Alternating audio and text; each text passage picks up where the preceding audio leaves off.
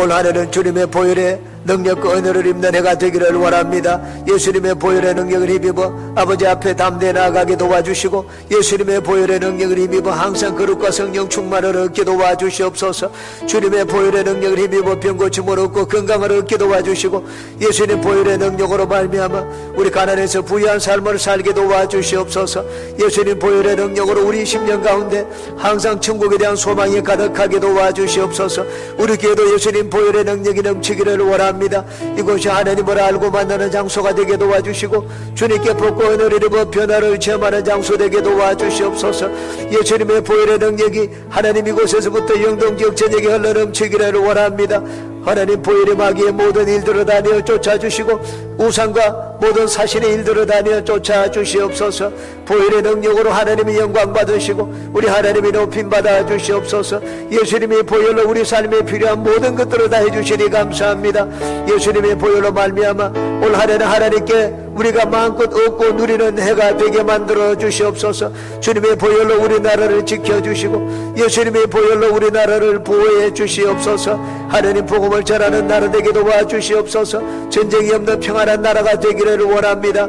하나님 침략 야욕을 주님께서 다니어 쫓아주시고 김정은이 아버지 마음이 변하게 도와주시옵소서. 우리 하나님, 우리나라가 하나님의 뜻과 사명을 감당하는 나라가 되게 도와주시옵소서.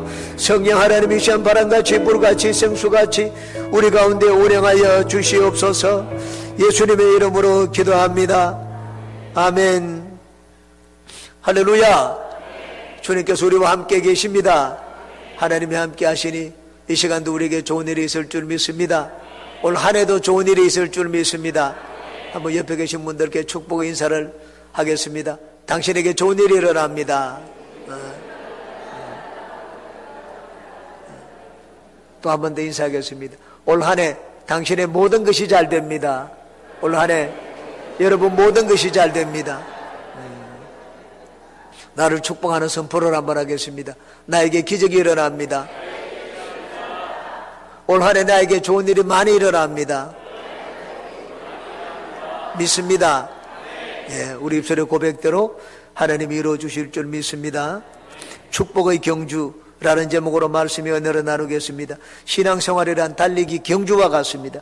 달리기를 잘하면 우리는 하나님께 복을 받고 마침내 상급을 받습니다. 14절에 있는 것처럼 우리는 위에서 부르신 부름의 상을 위하여 달려갑니다. 이제 우리는 출발선에 서 있습니다.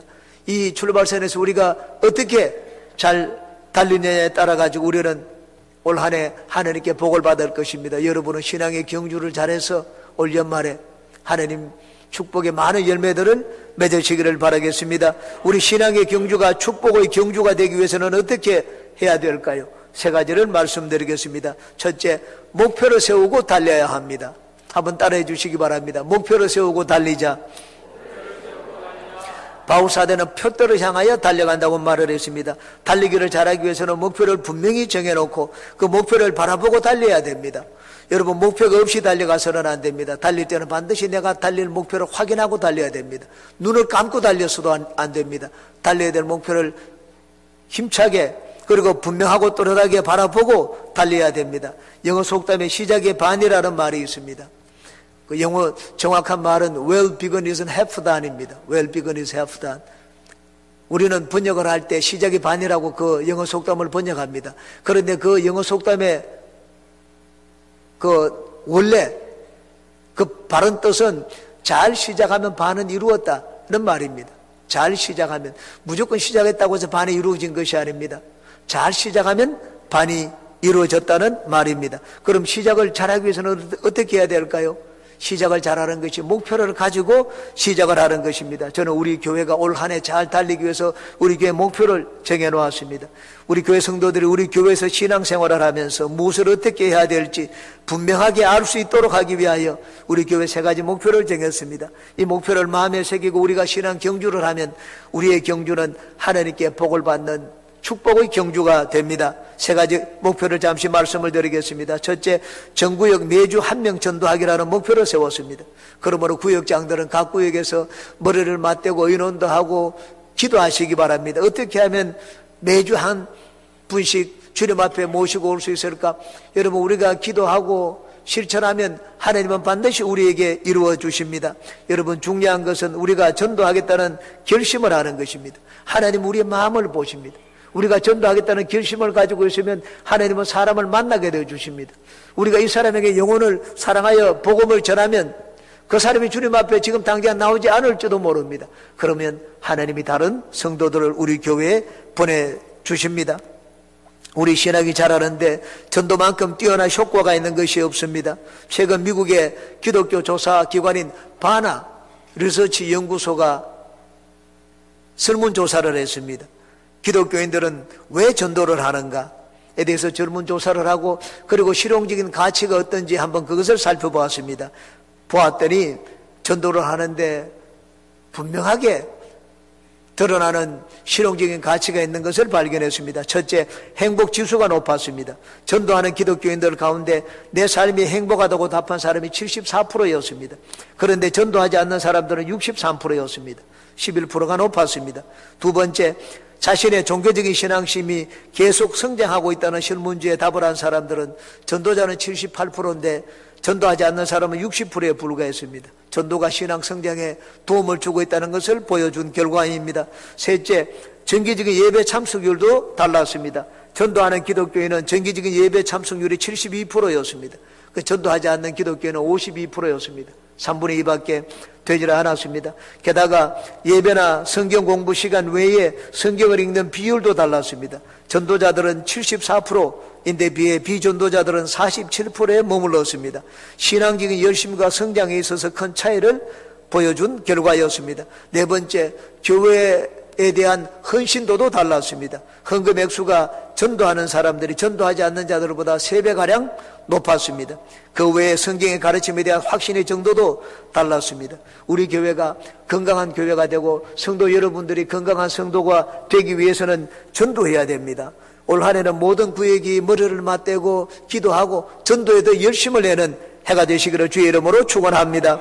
두 번째 목표입니다. 전가족 11조 봉투 갖기입니다. 나만 11조 하는 것으로 충분하지 않습니다. 여러분, 우리 자녀들에게도 11조를 가르쳐야 됩니다. 우리 성도님 한 분 가운데 모든 가족들이 11조 하는 것을 보았습니다. 우리 교회 나오지 않고 그 가족 중에 자녀 하나는 멀리 떨어져 있습니다.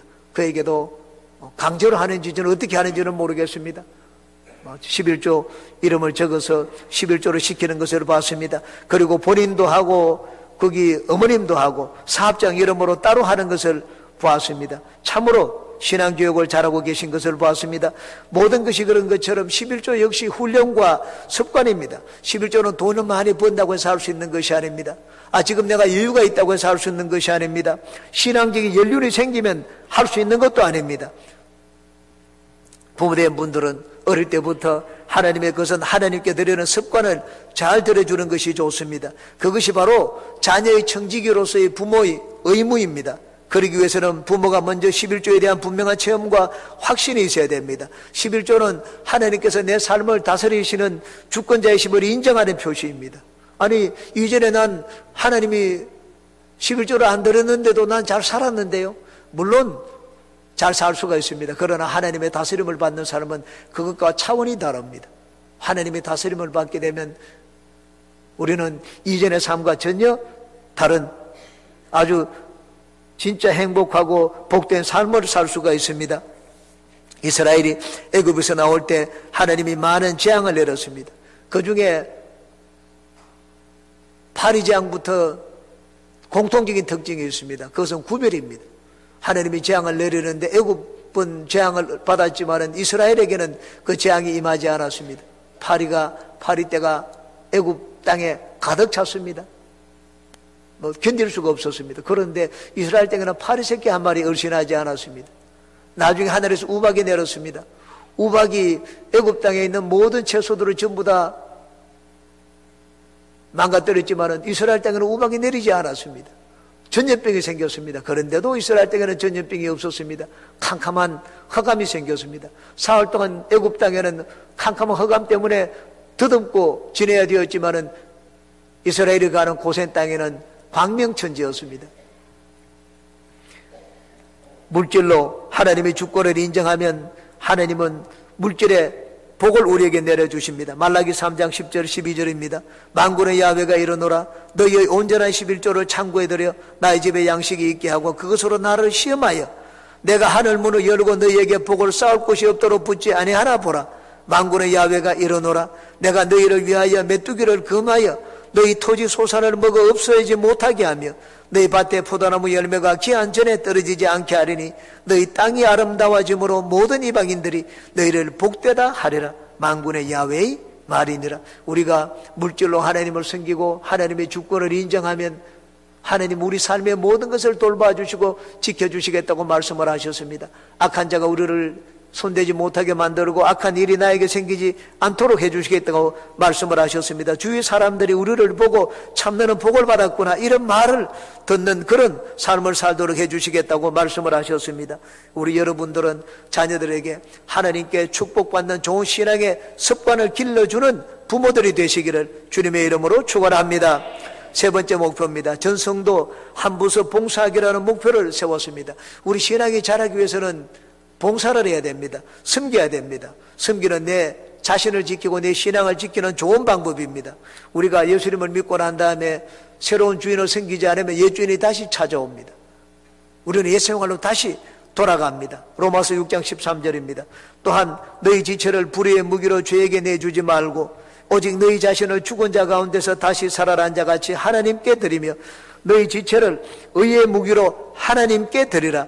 죄가 너희를 주장하지 못하리니 이런 너희가 법 아래 있지 아니하고 은혜 아래 있음이라 고 말씀을 했습니다. 우리가 하나님께 내 자신을 드리면 이제는 죄가 우리를 주장하지 못할 것이라고 했습니다. 그러나 하나님께 드리지 않으면 죄가 우리를 다시 주장할 것이라고 말씀을 했습니다. 그러므로 여러분은 신앙이 자란 뒤에 내가 뭐 좀 알고 난 다음에 봉사하겠다고 하지 마십시오. 예수님을 믿는 바로 그 순간부터 우리는 주님을 섬길 수가 있습니다. 나에게 봉사할 일을 주지 않으면 내가 먼저 찾아가서 교구장님 내가 교회 좀 봉사하고 싶은데 나에게 일거리를 주십시오 이렇게 말을 해야 됩니다. 제가 제 신앙을 돌아볼 때 진짜 감사한 것이 있습니다. 저는 신앙의 지도자를 잘 만났습니다. 여성 조장님이 있는데 그분을 보니까는 학교를 제대로 못 나온 분이더라고요. 글을 쓰고 맞춤법 쓰는 것을 보니까 참 무식해 보였습니다. 가진 것이 없이 가난했습니다. 자기 집도 없는 분이었습니다. 그런데 그 열심히 보통이 아니었습니다. 구역 예배 때마다 매번 오고 예배 드릴 때마다 매번 저희 집에 찾아와서 같이 가자고 인도해 주었습니다. 그리고 처음 교회를 나가는데 저를 자기가 아동 오부 봉사를 하니까 아동 오부 교회학교로 데려가 갔습니다. 전도사님에게 이분은 이런 분인데 교사로 봉사하면 적합할 것 같다고 얘기를 해주었습니다. 전도사님이 저를 보더니만은 야 진짜 교사를 하면은 제일 적합하겠네요. 보니까는 교사로 딱 제기계라고 했습니다. 그러므로 그 성경 구역공과를 하나 내주더라고요. 한 달 동안 보조교사로 봉사를 하라고 했습니다. 저는 그 칭찬하는 말에 넘어가가지고는 그 구역공과를 매주마다 열심히 공부했던 적이 있습니다. 성경 당시에 저는 출애굽기가 어디 있는지도 몰랐습니다. 앞에 있는 것 출자되어 있으면은 출이 무엇을 말하는지 찾아가지고 성경을 보고 처음 그렇게 해서 아이들을 가르치기 위해서 구역공과를 준비했던 기억이 납니다. 믿은 지 한 달도 되지 않아가지고 교사로 봉사를 했습니다. 그런데 참 교사로 봉사하고 난 다음에 또 구역장 직분을 맡게 되고 주님을 위해서 제가 생각하더라도 아주 충성스럽게 봉사한 기억이 납니다.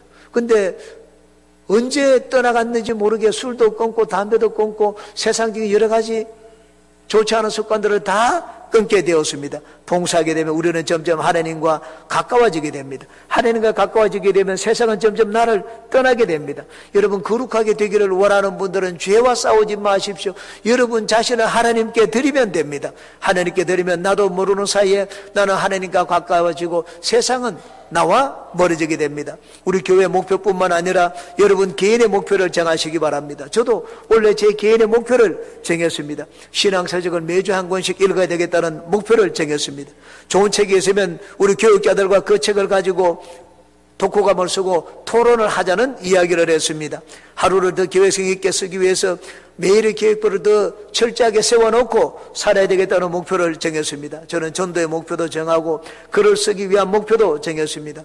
원래 우리 성도들을 교육하기 위해서 직분자 교육을 위한 책자를 제가 만들어야 되겠다는 생각을 했습니다. 제 개인의 목표를 정했습니다. 여러분도 마찬가지입니다. 우리 교회 목표도 있지만 여러분 개인의 목표를 정하시기 바랍니다. 사업을 하시는 분은 사업장의 목표를 정해놓고 사업을 하시기 바랍니다. 매출의 목표도 정하고 손님이 하루에 몇 명이 오면 좋은지 그 목표도 정하시기 바랍니다. 내 개인의 영성의 목표도 정하시기 바랍니다. 나는 하루에 몇 시간 기도하고 성경을 몇 장 읽겠다. 영성의 목표도 정하시기 바랍니다. 하루의 목표도 정하고 한 주일의 목표도 정하고 한 달의 목표, 1년의 목표를 정해놓고 한 해를 사는 여러분 되시기 바랍니다. 여러분 목표를 정해놓으면 그 목표가 여러분을 훈련시키고 개발시켜 주십니다. 여러분 속에 있는 잠재 가능성을 이끌어내는 것이 바로 여러분이 정해놓은 목표입니다. 목표를 세우고 살면 하나님과 더 가까워지게 됩니다. 더 기도하게 됩니다. 더 거룩하게 됩니다. 여러분 올 한 해는 목표가 여러분을 이끄는 해가 되기를 주님의 이름으로 축원합니다. 두 번째, 끈기 있게 달려야 합니다. 한번 따라해 주시기 바랍니다. 끈기 있게 달리자. 쉬지 말고 달리자. 바울사도는 쉬지 않고 달렸습니다. 바울사도는 죽는 순간까지 달렸습니다. 13절을 보십시오. 형제들아, 나는 아직 내가 잡은 줄로 여기지 아니하고 오직 한 일, 즉 뒤에 있는 것은 잊어버리고 앞에 있는 것을 잡으려고 달려간다고 했습니다. 이 빌립보 서신을 쓴 곳이 로마 감옥이었습니다. 자기가 지금 감옥에서 재판을 받아가지고 언제 죽을지 모르는 목숨이었습니다. 그런데도 나는 달려간다고 했습니다. 감옥이 바울사도의 이 열정을 끄지를 못했습니다. 바울사도는 나는 이제 다 달렸다고 하지 않았습니다. 장애물이 있기 때문에 나는 더 이상 못 달리겠다고 하지 않았습니다. 바울사도는 달리면서 여기저기 기웃기웃하지도 않았습니다. 어려운 일이 있고 장애물이 앞에 있더라도 포기하지 않고 인내와 끈기로 신앙의 경주를 했습니다. 우리가 끈기 있게 잘 달리기 위해서는 소망을 가지고 달려야 합니다. 바울사도는 결코 자기가 죽지 않을 것이라는 것을 알고 있었습니다. 왜냐하면 자기는 아직 전도할 곳이 있고 복음을 전할 곳이 있었기 때문입니다. 땅끝 스바나에 가서 복음을 전해야 되기 때문에 나는 아직까지 끝이 아니라고 믿었습니다. 소망이 있었기 때문입니다. 소망은 미래입니다. 내일입니다. 바울사도는 뒤를 돌아보지 않았습니다. 과거의 추억에 안주하지 않았습니다. 어제 일을 잊어버렸습니다. 잘한 것도 잊어버리고 잘못한 것도 잊어버렸습니다. 박해를 받은 것도 잊어버리고 실수하고 실패한 것도 잊어버렸습니다. 여러분, 우리가 앞만 보고 달리기 위해서는 소망이 있어야 됩니다. 내가 지금 건강이 좋지 않을지라도 회복될 것이라는 소망을 가지고 있어야 됩니다. 내 지금 앞길에 막혀 있어도 장차 길이 열리고 모든 것이 잘 될 것이라는 소망을 가지고 있어야 됩니다. 어떤 사람이 배를 타고 가다가 물속에 진주를 빠뜨렸습니다. 이 사람은 육지에 닿자 말자 배에서 내리고 난 다음에 큰 바가지로 바닷물을 퍼내기 시작을 했습니다. 계속 퍼내었습니다. 하루를 퍼내고 이틀을 퍼내고 사흘을 퍼내었습니다. 그 부기가 물속에 있다가 계속 물을 퍼내는 이 사람을 보고 나와가지고 물었습니다. 아니, 당신 뭐 때문에 계속 그렇게 물을 퍼내고 있어? 나는 여기 진주를 빠뜨렸기 때문에 그 진주를 찾기 위해서 물을 퍼낸다고 했습니다. 그럼 당신이 언제까지 물을 퍼낼 것이요? 이 바닷물이 다 마를 때까지 내가 물을 퍼낸다고 했습니다. 그 부기가 깜짝 놀랐습니다.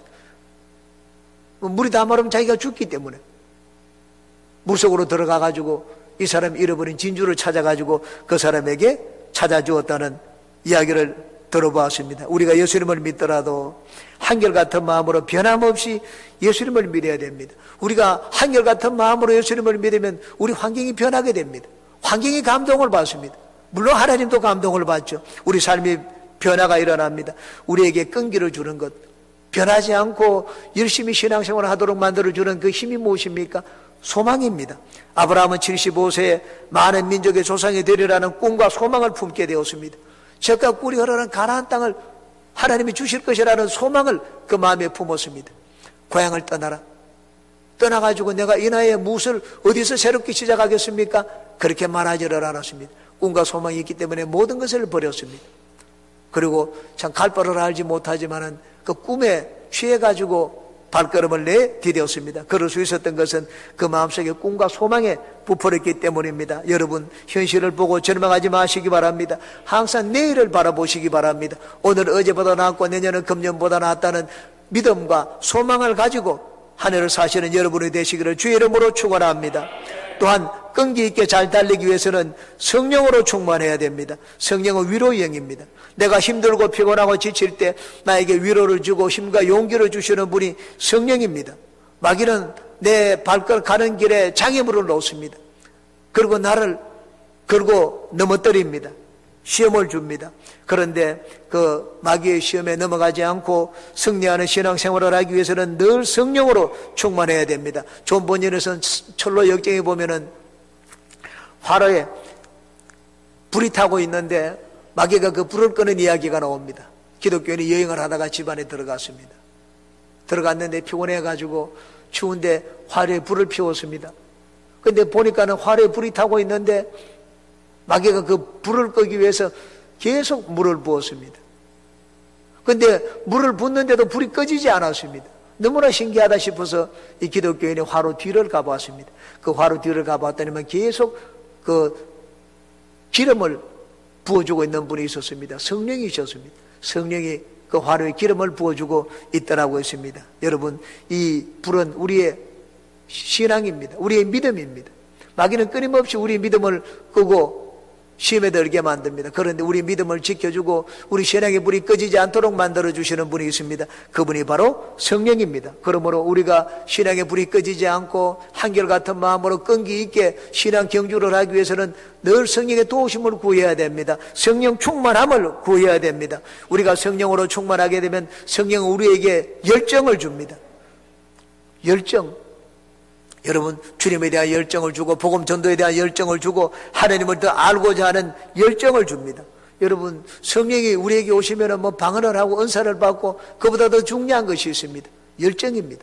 저는 성령 충만함을 받았을 때 이 열정이 충만했습니다. 전도하는데도 뜨겁게 전도하고 하나님의 성경을 보면 이 열정 때문에 밤을 새워서 성경을 봤습니다. 며칠 동안 성경을 공부해도 피곤하지가 않았습니다. 전도하기 원하는 분은 그러므로 여러분 열정을 구해야 됩니다.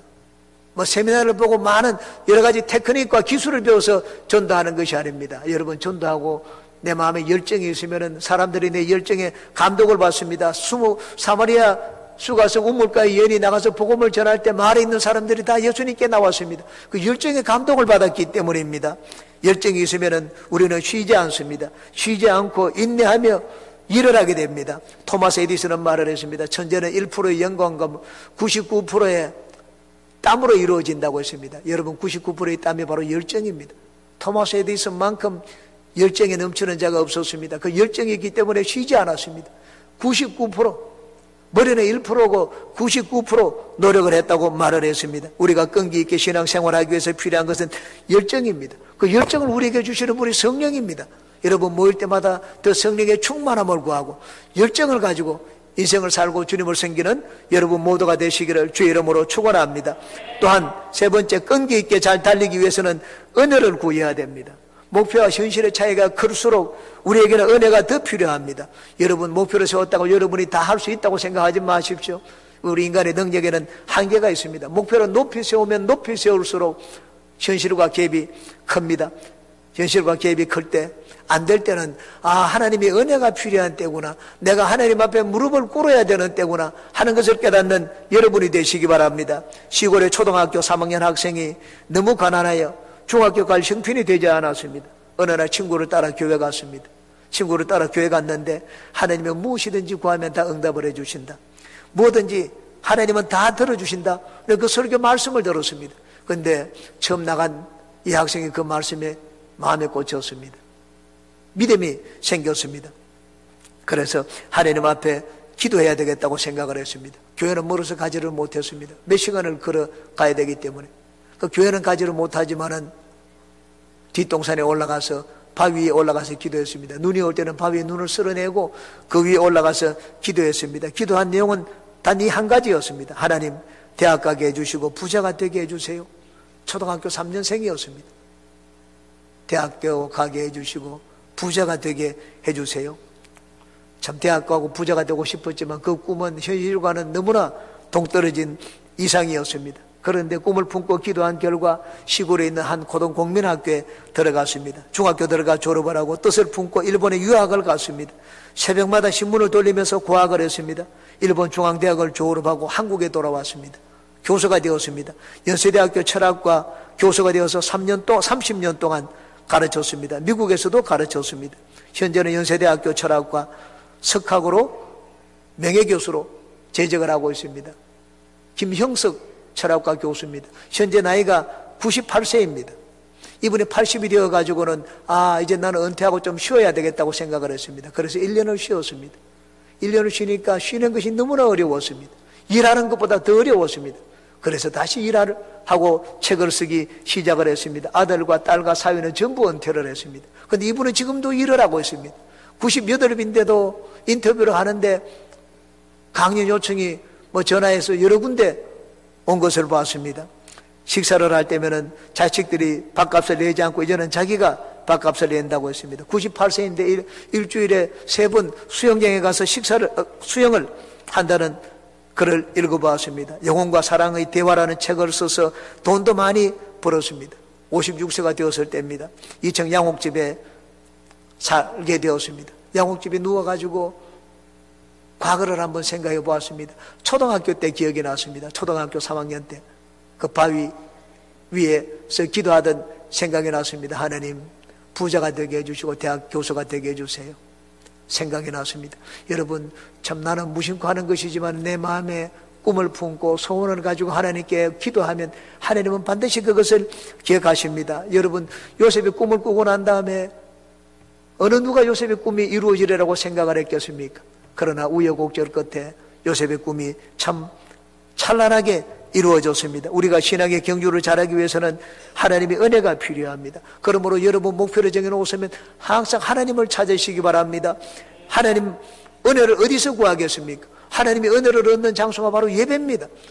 예배는 우리가 하나님 앞에 나와서 무릎을 꿇고 위로부터 내려오는 은혜를 구하는 것이 예배입니다. 하나님을 먼저 섬기면 하나님은 우리 인생을 은혜로 돌봐 주십니다. 그러므로 여러분은 하나님의 은혜를 구하기 위하여 하나님을 먼저 높이고 하나님을 먼저 섬기는 삶을 사는 해가 되시기를 주님의 이름으로 축원합니다. 세 번째입니다. 큰 세 번째입니다. 하나님이 주시는 상을 바라보고 달려야 합니다. 또 한번 따라해 주시기 바랍니다. 하나님이 주시는 상을 바라보고 달리자. 바울 사도는 위에서 부르신 부름의 상을 위하여 달려간다고 했습니다. 사람의 칭찬을 받기 위해서 열심을 낸다고 하지 않았습니다.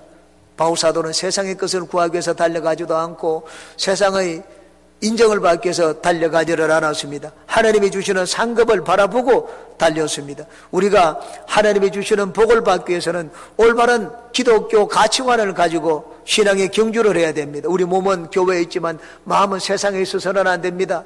세상에 육신의 정욕과 안목의 정욕과 이 세상의 자랑거리, 그런 것이 내 마음에 들어있어서는 안 됩니다. 내 마음에 하나님이 옳게 여기시고 하나님이 기뻐하시는 거룩한 가치관을 가지고 있어야 됩니다. 성경의 가치관이 내 인생의 바른 가치관이 되어야 됩니다. 두 가지를 말씀드리겠습니다. 첫째, 하나님이 주시는 상급을 받기 위해서는 복음을 사랑해야 됩니다. 성경이 우리에게 가르치는 가치관은 주님과 복음을 사랑하라는 것입니다. 바울 사도는 왜 죄인의 괴수 같은 자기를 하나님이 구원해 주시는지 나중에 그 이유를 알게 되었습니다. 그것은 주의 복음을 땅끝까지 전하라고 그렇게 하신 것이었습니다. 하나님께서 자기에게 다시 한번 인생을 사는 기회를 주셨으니 바울 사도는 땅끝까지 복음을 듣지 못한 자에게 복음을 전하기 위해서 자기의 생명을 바쳤습니다. 복음을 전하는 것, 그것을 자기가 사는 이제는 삶의 목적으로 삼았습니다. 우리가 상급받는 경주를 하기 위해서는 복음과 교회를 사랑해야 됩니다. 마가복음 10장입니다. 예수께서 이르시되 내가 진실로 너에게 이르노니 나와 복음을 위하여 집이나 형제나 자매나 어머니나 아버지나 자식이나 전토를 벌인 자는 현세에 있어 집과 형제와 자매와 어머니와 자식과 전토를 100배나 받되 박해를 기마야 받고 내세 영생을 받지 못할 자가 없느니라. 그 말씀을 했습니다. 당신은 무 때문에 삽니까? 이런 질문을 받으면 여러분은 분명하게 답을 할 수 있어야 됩니다. 나는 주님을 위해서 삽니다. 나는 복음을 위하여 삽니다. 이런 대답이 나와야 됩니다. 왜 돈을 법니까? 질문을 받았을 때 나는 주님과 복음을 위하여 돈을 법니다. 그런 대답이 나와야 됩니다. 저는 조영기 목사님께 이런 간증을 들은 일이 있습니다. 서대문 교회 때 일입니다. 한 남자 성도님이 교회를 부인과 함께 나오는데 성경을 보자기에 예쁘게 포장해가지고 왔습니다. 예배 때는 그 보자기를 풀고 성경을 펼쳐놓고 예배를 드렸습니다. 예배를 드리고 난 다음에 또 보자기로 성경을 샀습니다. 목사님이 그 광경을 바라보고 난 다음에 야, 저분은 진짜 성경을 귀하게 여기는구나, 한번 칭찬을 해줘야 되겠다. 그렇게 해서 예배를 마치고 난 다음에 그 사람을 불렀습니다. 불러가지고는 얘기를 했습니다. 인사하면서 말을 했습니다. 성도님, 다른 분들과 달리 성경을 그렇게 보자기에 정성껏 사서 가지고 다니시는 것을 보니 진짜 성경을 아끼시는군요. 참 보기가 좋습니다. 그 아내가 그 옆에 듣고 있다가 얘기를 했습니다. 목사님, 그렇지 않습니다. 이 사람이 성경을 아껴서 그런 것이 아니고 성경 들고 다니는 것이 부끄러워가지고 보자기 사서 다닌다고 했습니다. 여러분, 예수님을 처음 믿을 때는 아마 그런 분들도 없지 않아 있을 것입니다. 그래도 괜찮습니다. 그러나 우리가 항상 그래서는 안 됩니다. 변화가 되어야 됩니다. 처음에는 우리가 그렇게 예수님을 믿었을 수가 있습니다. 신앙이 자라면 변화가 되어야 됩니다. 복음과 예수님이 내 인생의 목적이 되고 내 삶을 사는 이유가 되어야 됩니다. 저는 부평에 사는 한 장로님 이야기를 그래서 읽어봤습니다. 이 장로님이 이 구두 수선을 해서 돈을 많이 벌었습니다. 어떻게 내가 주님을 위해서 살 수 있을까? 그래서 하숙을 경영을 했습니다. 하숙을 경영하면서 광고를 붙였습니다. 광고를 붙이면서 주인이 하라는 대로 하면은 하숙비 일체 무료라고 적어 놓았습니다. 얼마나 많은 사람들이 왔겠습니까? 하숙을 하고 돈을 받지를 않았습니다. 그 가운데 주인이 하라는 대로 따라하기 싫은 사람들은 뛰쳐나갔습니다. 근데 돈이 없는 사람들은 거기 그냥 어쩔 수 없이 하라는 대로 따라했습니다. 새벽 4시면 기상입니다. 그러면 교회 가야 됩니다. 주일날은 교회를 빠지지를 못합니다. 새벽에 예배를 드리게 하고 주일날 하나님을 섬기도록 했습니다. 그러면은 하숙비를 받지를 않았습니다. 이분은 자기가 너무 어렵게 살았습니다. 어렵게 살다가 하나님께서 복을 주셔서 이제는 살 수 있게 되었습니다. 자기가 가진 것으로 무엇을 해서 복음을 전할까? 그렇게 해서 복음을 전하는 것을 봤습니다. 여러분, 주님을 위하여 수고하는 희생에는 반드시 하늘의 상급이 있습니다. 보라, 내가 속히 오리니 내가 줄 상이 내게 있어 각 사람에게 그가 행한 대로 갚아주리라. 여러분은 위에서 상 주시는 하나님을 바라보고 믿음의 경주를 충성스럽게 달려나가시기를 주의 이름으로 축원합니다. 마지막입니다. 하나님이 주시는 상급을 받기 위해서는 사명에 충실한 삶을 살아야 됩니다. 내가 왜 이 세상에 태어났습니까? 하나님이 왜 나를 부르셨습니까? 내가 존재하는 이유가 무엇입니까? 그것을 깨닫는 것이 사명을 깨닫는 것입니다. 하나님은 나를 그냥 이 땅에 두지 않았습니다. 하나님은 우연히 나를 부르지 않았습니다. 하나님은 나를 향한 계획을 가지고 계십니다. 하나님은 나를 쓰시기 위한 목적을 가지고 우리 한 사람 한 사람을 부르셨습니다. 그러므로 이 땅에 존재하는 모든 사람, 하나님께 부름받은 우리 한 사람 한 사람은 모두가 다 사명을 가지고 있습니다. 교회가 바른 교회가 되기 위해서는 교회도 사명을 깨달아야 됩니다. 하나님이 우리 교회에 주신 사명이 있습니다. 여러분, 교회 모여가지고 신앙 교절하기 위해서 교회가 존재하는 것이 아닙니다. 병든 자를 위한 교회가 있고, 여러분 구제하기 위한 교회가 있고, 그리고 섬기기 위한 교회가 있고, 또 큰 일을 하기 위한 교회가 있고, 하나님이 교회마다 주신 사명이 다릅니다. 우리 교회는 하나님이 우리 교회에 주신 사명을 깨달아야 됩니다. 그것은 영동지역을 복음화하는 것입니다. 이것을 위해서 내가 기도하고 내 드린 물질도 드리고 내 삶을 드리면 우리 교회는 건전한 교회가 되고 하나님이 기뻐하시는 교회가 됩니다. 우리도 하나님께 복을 받습니다. 저는 은퇴하고 난 뒤에 해야 될 일을 한번 미리 적어봤습니다. 은퇴하고 난 다음 내가 하기 위해서 미리부터 준비를 해야 되겠다. 한 10년 전부터 준비를 해야 되겠다고 해서 저는 버킷리스트를 만들어 보았습니다. 은퇴하고 난 다음에는 내가 해보지 못했던 것, 교회 매에 있기 때문에 하지 못했던 것, 마음껏 여행을 다니고 싶었습니다. 근데 해보고 싶은 건 다 적어 보았습니다. 속으로 기쁘더라고요. 야, 내가 은퇴하면 이런 것들을 할 수 있겠구나.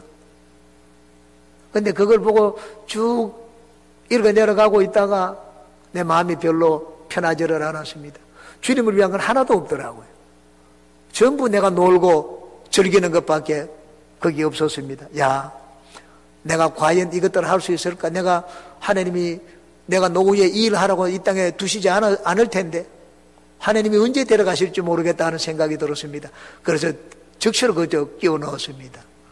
1만 명에게 복음을 전하고 100개의 미자리 교회를 돕고 선교를 하고, 내가 교회를 은퇴를 하더라도 내가 이 땅에 진짜 하나님의 살려둘 만한 이유가 있어야 되겠다 하는 생각을 했습니다. 그것이 사명을 깨닫는 것입니다.